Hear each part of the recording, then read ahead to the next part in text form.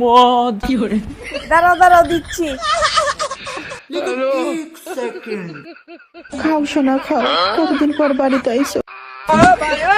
না না খেয়ে নাও খেয়ে নাও। सब क्या देखना पड़ रहा है। আরে এই মদ তুমি কোথায় পেয়েছো? এখন একটু শরীরটা সুস্থ লাগছে আমার।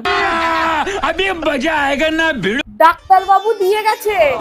দাও দাও, আর একটু খাই, তাহলে শরীরটা ঠিক হয়ে যাবে।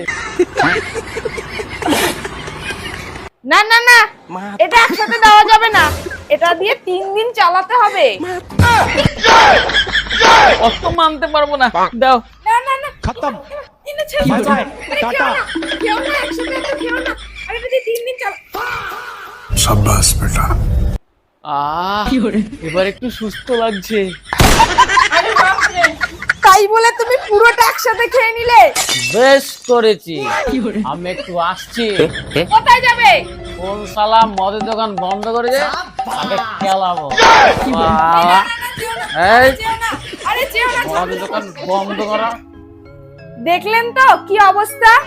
তাই নির্বাচন কমিশন, আপনাদের কাছে আমার একটাই অনুরোধ, মদের দোকানগুলো খুলে দিন, নাহলে এই মাতালগুলোর জীবন শেষ হয়ে যাবে।